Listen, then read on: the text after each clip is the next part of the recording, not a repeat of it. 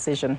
While moving on to South Africa's travel and tourism industry, which performed significantly lower than expected in the second quarter of 2015, we're now joined by Chief Executive of the Tourism Business Council of South Africa, Mmatsatsi Ramawela, to tell us more about hopefully what proves to be not too depressing times in South Africa.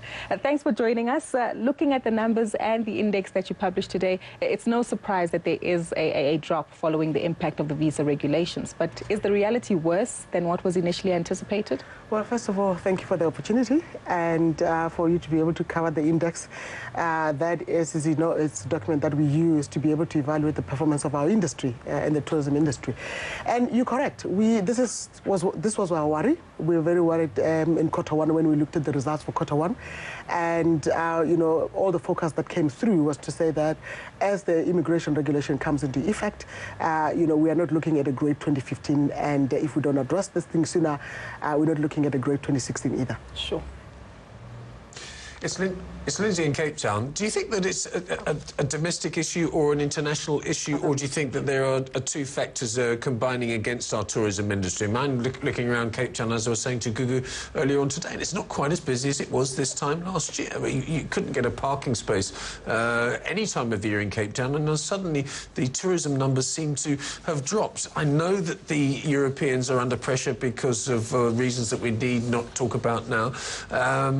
But I don't know, it's maybe a combination of the two, local and international. Well, you know, if you look at the press release that we put out in the public on Tuesday, if I'm correct, we did not put the visa regulation as the only reason why, you know, our numbers are down, our performance levels are down. But the visa regulation was put as the number one reason by all but the participants in the survey.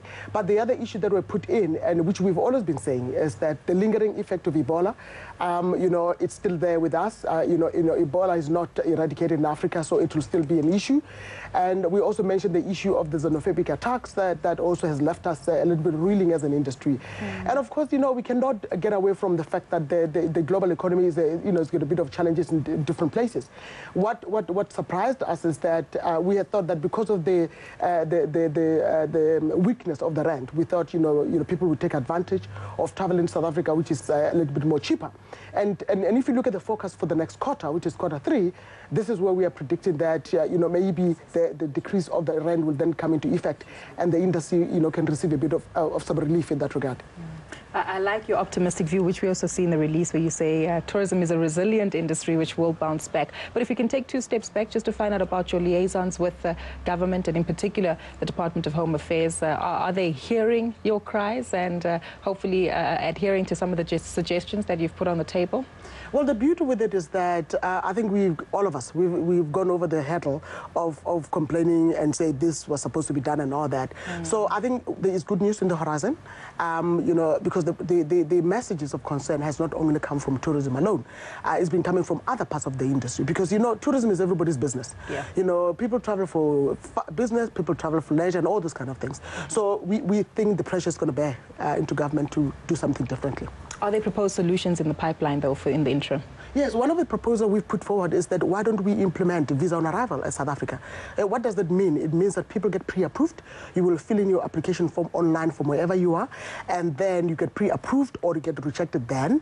And only we take your biometric when you arrive. But then we say to government, we will put a precursor that says, in case you arrive here and we take your biometric and you found to be undesirable, you will have to take yourself back. You know, we put those suggestions way back, even right from the beginning. And in terms of the unabridged birth certificate, we simply said, why don't we do what other people do? You know, yes, you know, children when they travel have to get consent from the parents, but there are some universal documents that are used by the other places. That doesn't put us in a space where we have to insist, you know, people must bring unabridged birth certificate which are not recognized and are not produced in other countries. You know, and so we think we are finding each other with government, and, you know, there should be some interesting announcement very soon. I'm optimistic, at least. We're happy to hear that. So the glass is half full on the local tourism sector. Thank you so much for joining us today. Greatly appreciated. That was Chief Executive of the Tourism Business Council of South Africa, Mmatsatsi Ramawela.